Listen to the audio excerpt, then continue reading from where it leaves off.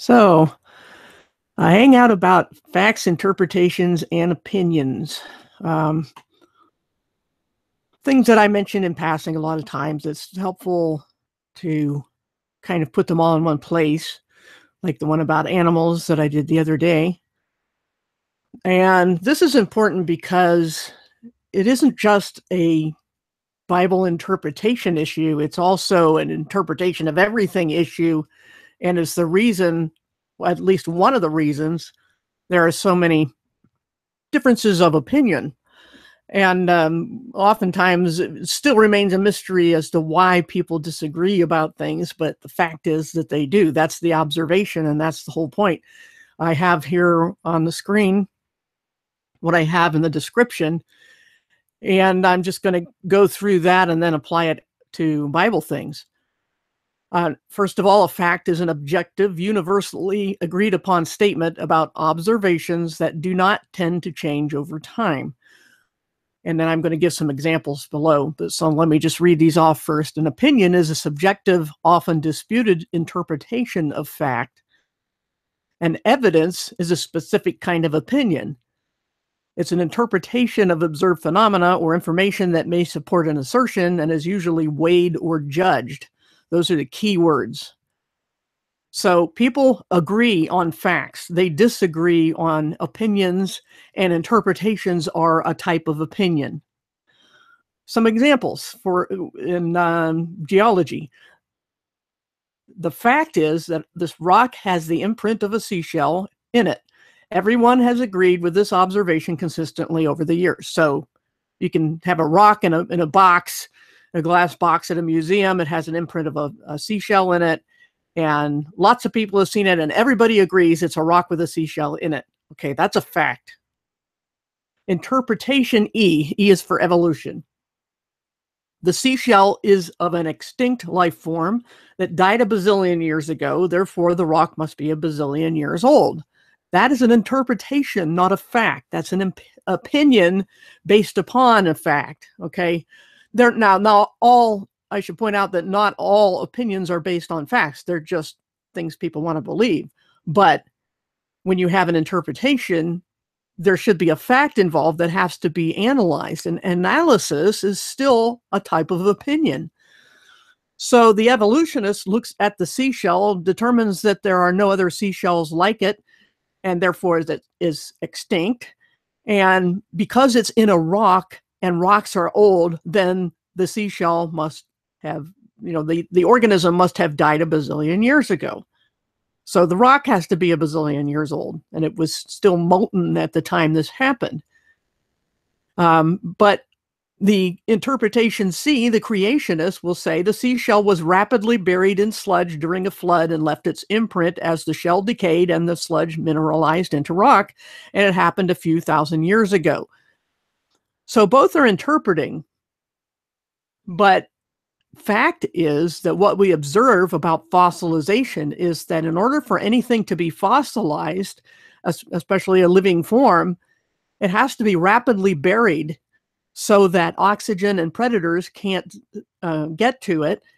And as the organic material decays, it leaves its shape because it happens slowly and the rock hardens slowly. Excuse me. So this is it's closer to observation because we can observe how things fossilize.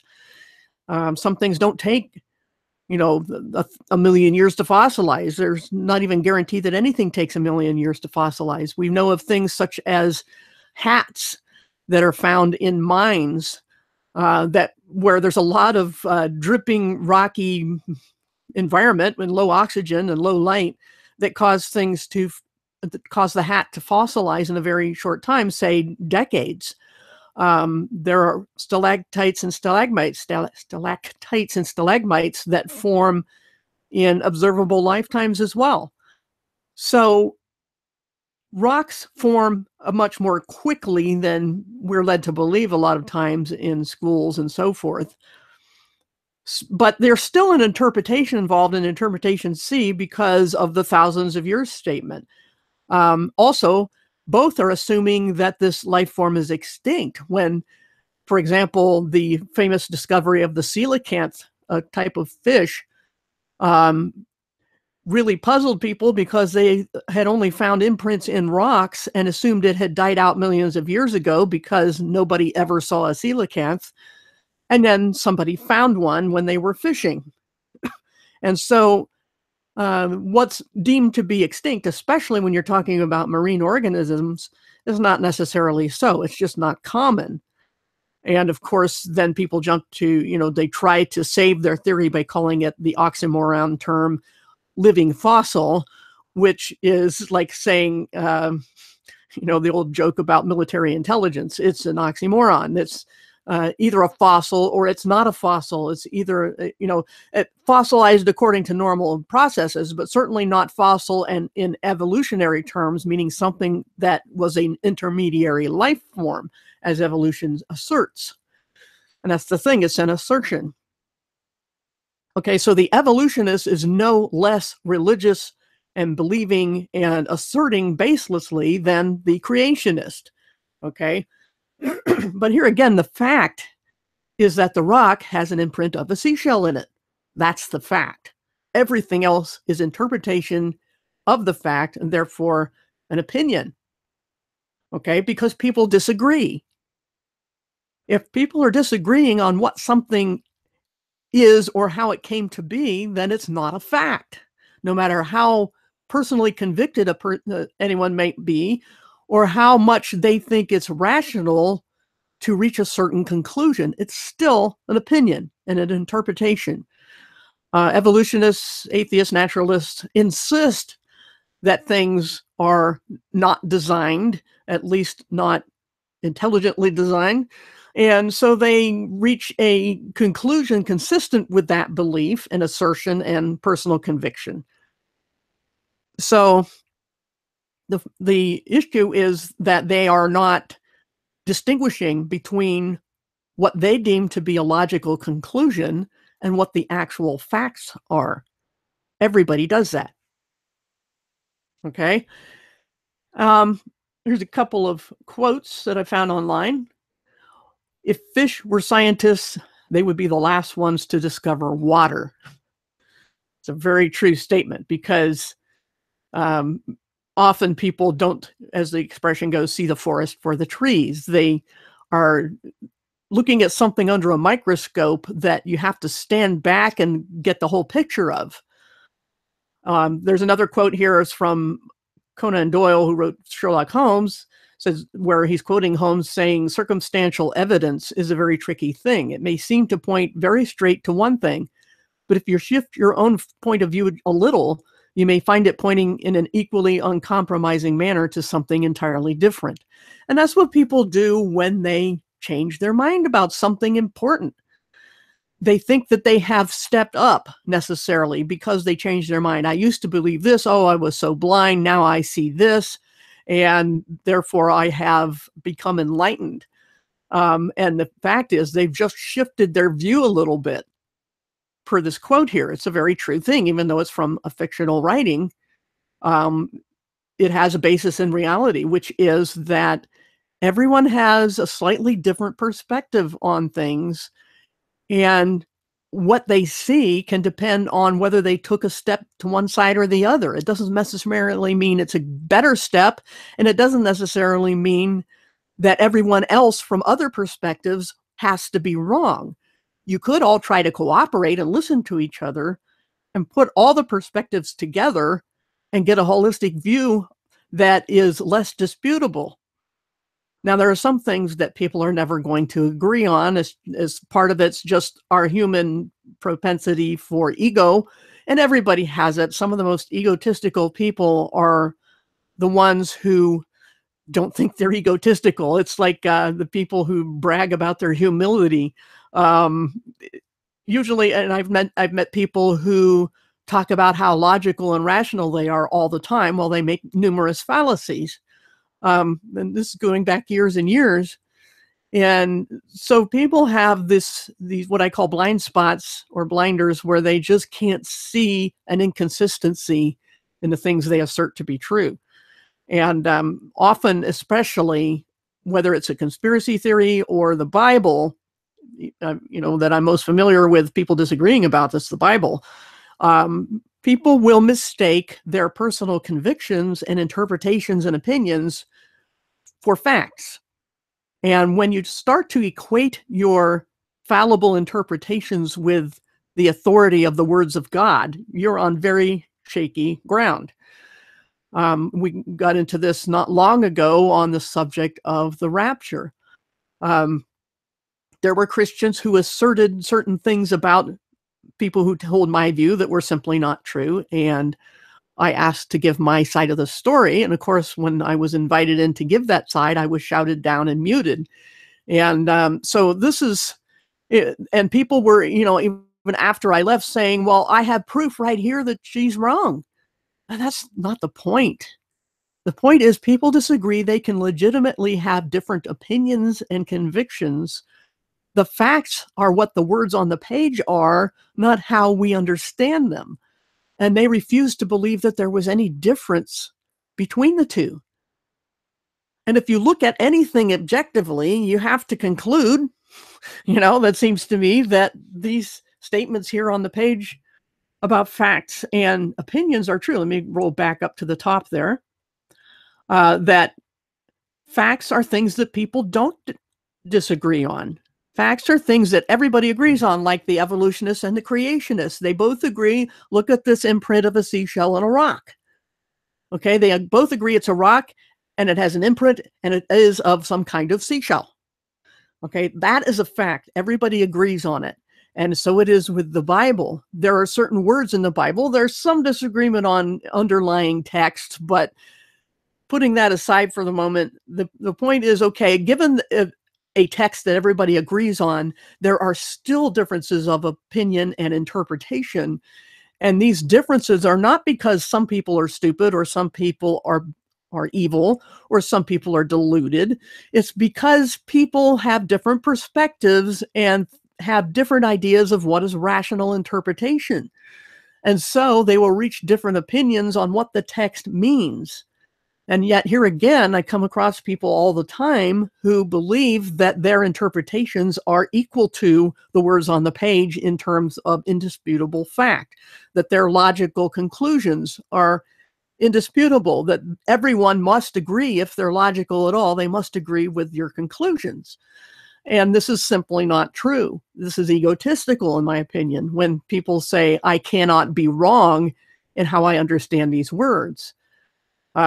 This is where a lot of problems lie. And again, whether you're talking about the Bible or conspiracy theory or science for that matter.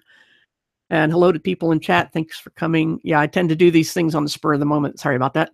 And YouTube is being notorious for not giving out indications or notifications anyway. So whatever. Anyway, yeah, I didn't start that long ago. I don't know how much longer I will go because I'm trying to just make a point, which is that facts are not disputed. Opinions are disputed and subjective. And evidence is a specific kind of opinion where you're interpreting an undisputed fact. For example, say there's been a robbery and there's a broken window in the house. Some would say the fact is that there's been a robbery because the window's broken. And I would say, no, the fact is there's been a robbery and there's a broken window. Those are two facts. How you put those together is a matter of interpretation. That's collecting evidence. That's collecting facts and then interpreting them as whether they're evidence of something. You can collect facts all day long and not have evidence of anything. You could go through the house and determine that there's Rice Krispies in the cupboard and try to make that match whether, answering the question of whether there's been a robbery. You'll never get there. But if you look at the broken window and that items were missing, then you can put those together and make a judgment. You weigh it, as I got in the description there. You weigh the facts. You weigh what's indisputed. And that weighing is an interpretation, an opinion. That's what evidence is. So evidence is in the eye of the beholder, and whether they're a careful observer and whether everybody agrees on the facts they used, at least, to form their opinion of what evidence is, what's its evidence for. That's I guess, a more accurate way to say it. That the broken window and the missing items are evidence of a break-in. Okay, evidence of something. So when it comes to whatever is being disputed, we have to differentiate between facts and opinions. We just have to. And there are, again, people who do not know the difference. They think that their steps to a logical conclusion are the same as the facts that were observed. But again, if people are disputing the conclusion, then it's not a fact. Now, there are some people who dispute just for disputing, and they don't have any real backing behind their assertions. That's called a baseless assertion, and it's a fallacy. So whenever I try to say I believe something is true about the Bible, I try to back it on something, at least not make an argument from silence and say, there are some things I will say are conspicuous by their absence, but I don't say that's an indisputable fact, other than the fact that you can't find a certain word or concept in the Bible. That's a fact. Something is not there because, you may say, well, you can't assert a negative, but yes, you can when it's a finite scope. The Bible is a finite scope. You can look at every word on every page. And if the word, for example, the English word, no English words are found in the Bible, the original languages.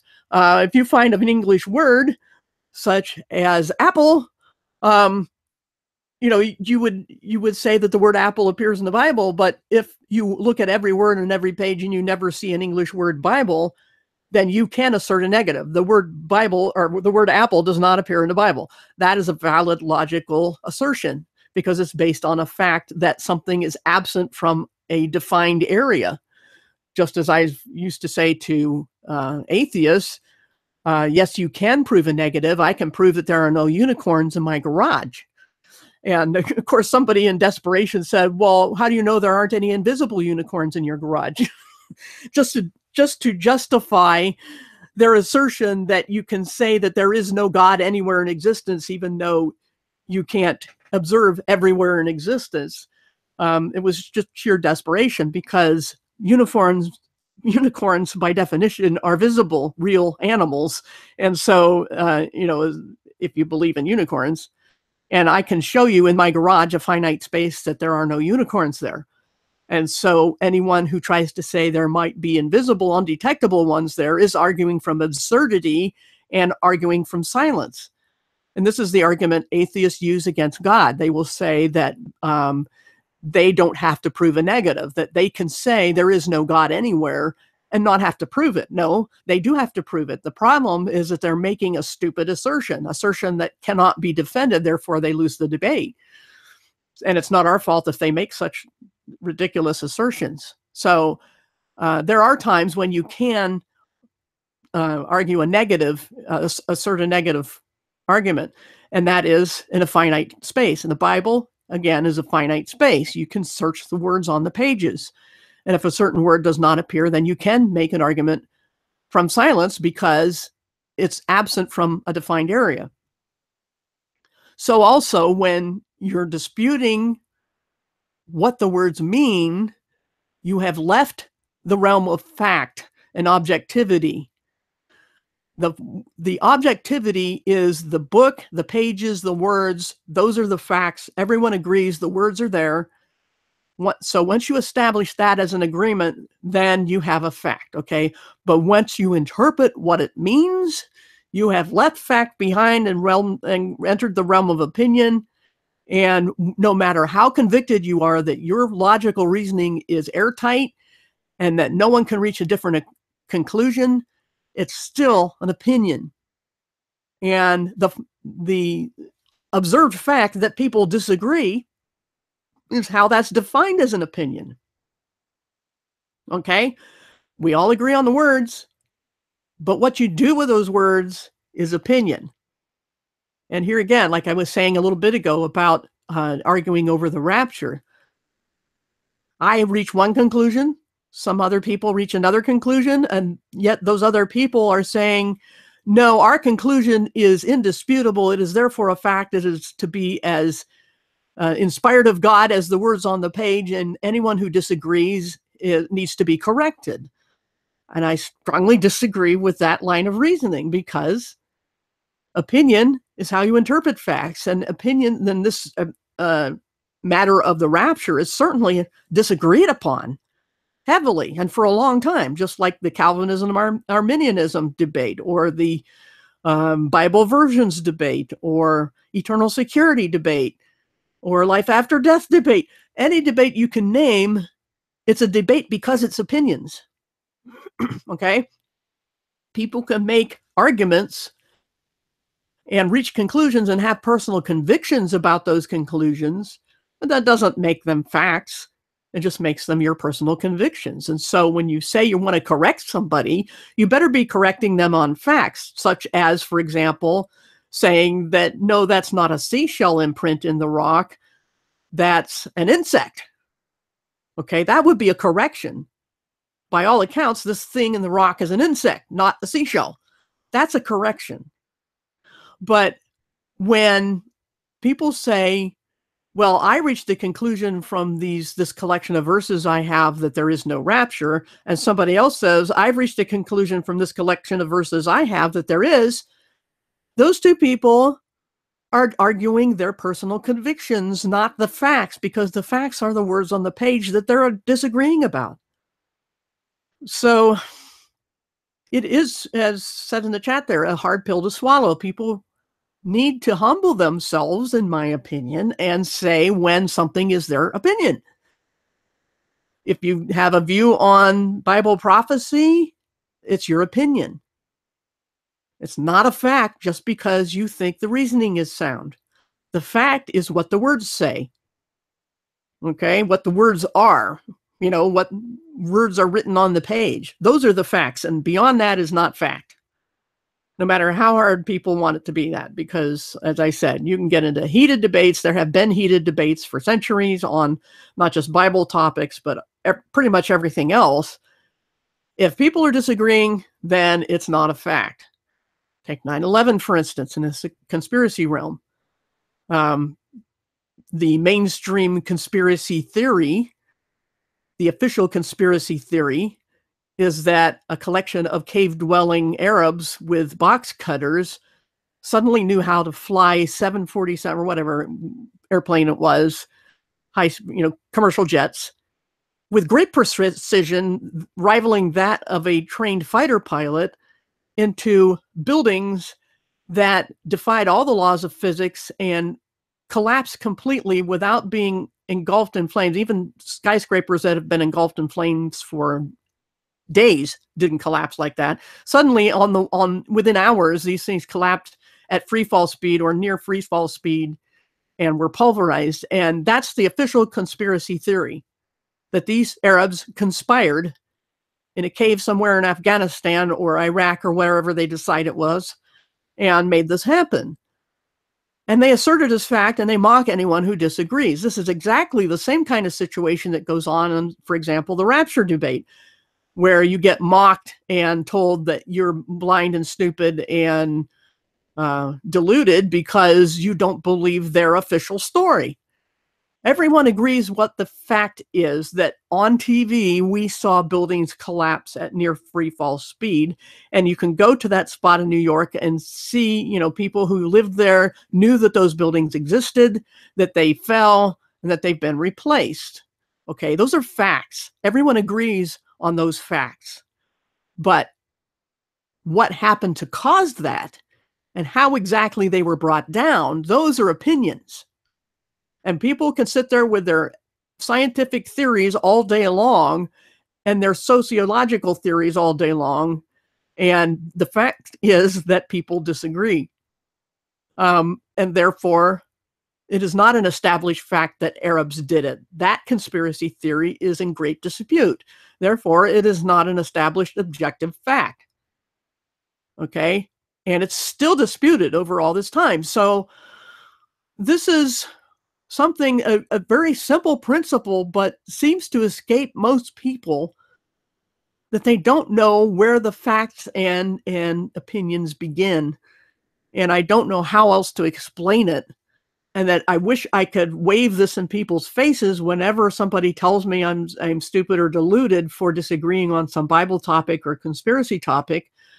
So this, I guess that's pretty much the point I wanted to make. Let me look at the chat.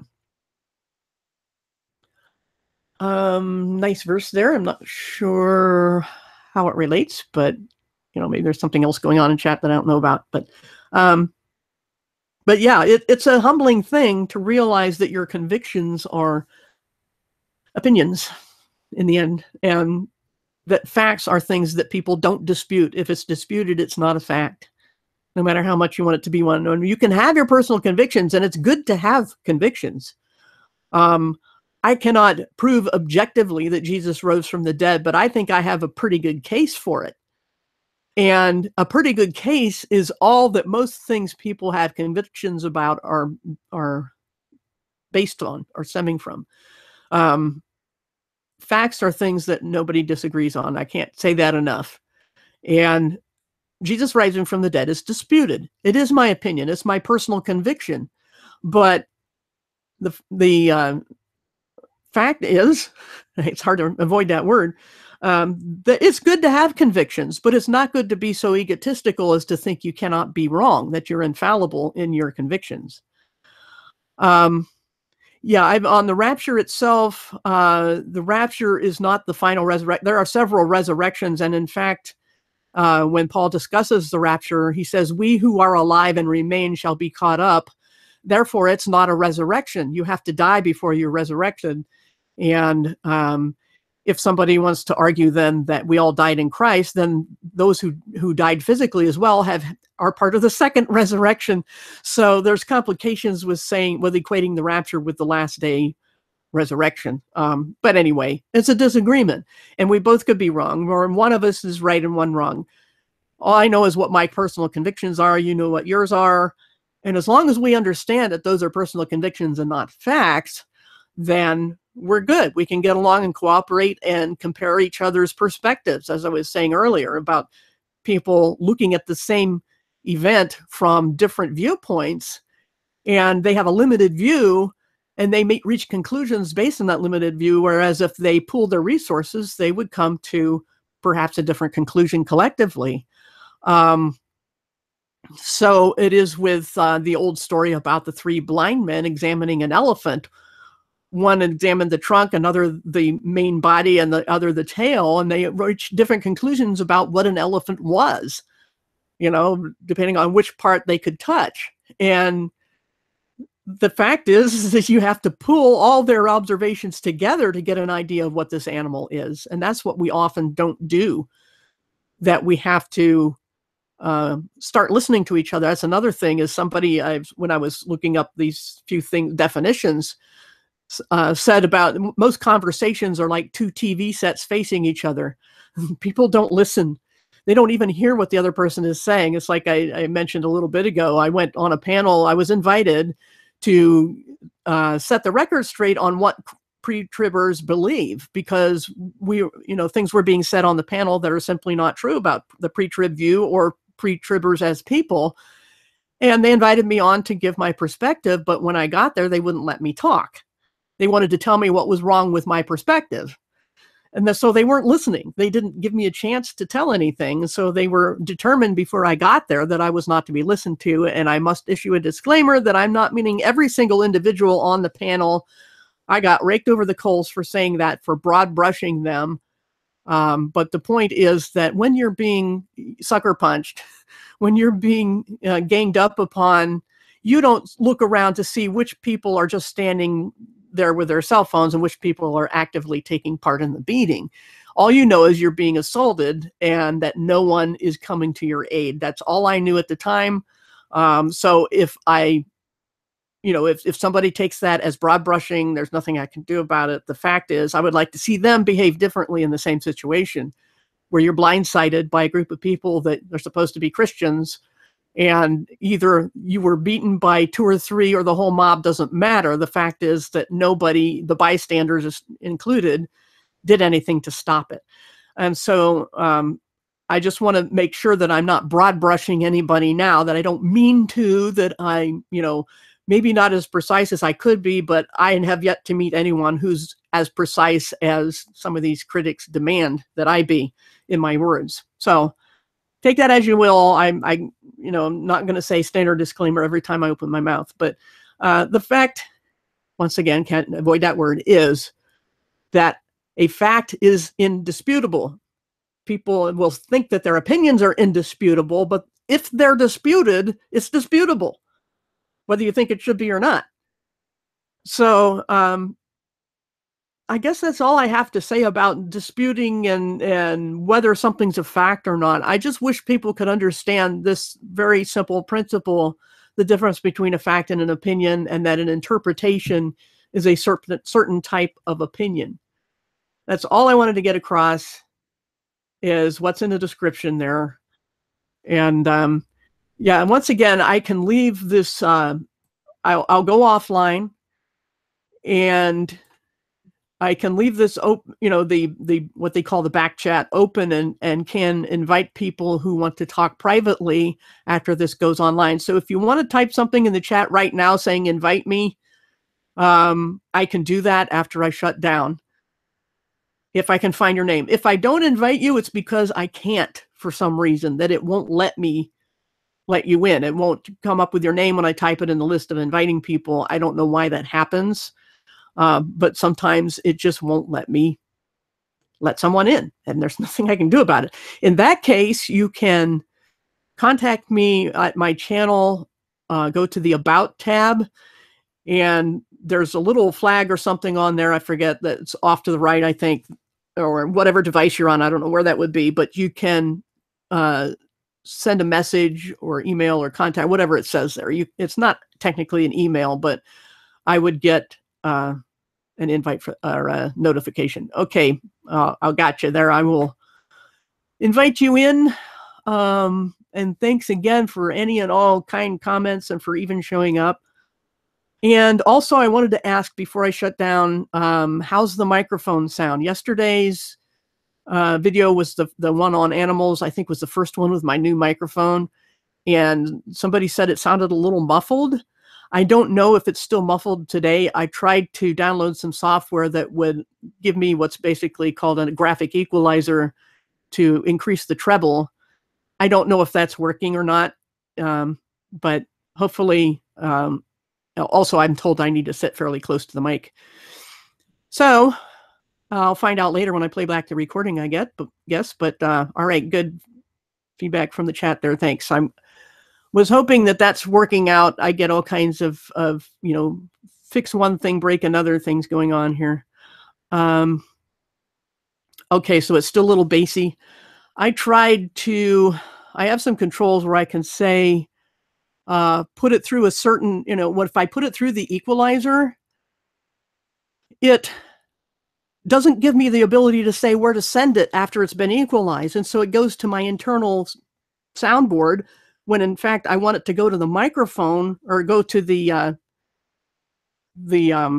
recording app, which in this case is YouTube, and it's not doing it. I don't know what to do about that. It'll make an effect as to what I hear in my headphones, but it won't affect what's recorded, and I haven't figured that out yet. So sorry about that if it's muffled. I'm trying to work that out, but I haven't figured that out yet. And for what it's worth, everybody I've ever heard with a really good quality microphone, this is a Blue Yeti, they sound muffled to me too. And I really don't know if anybody's got a solution for that. The microphone is nice, but when you pipe it through a computer, it doesn't seem to give you much control over equalization.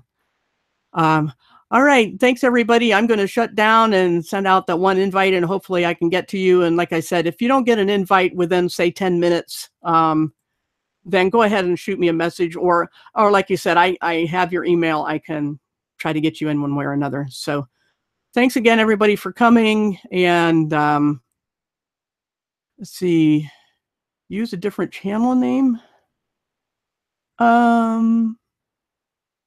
Oh, no, I just have to wait till it records and processes, and then I can listen to it later. I'm not quite sure what you mean, but anyway, I'm going to end the broadcast, and we'll talk to you all later. Thanks for coming.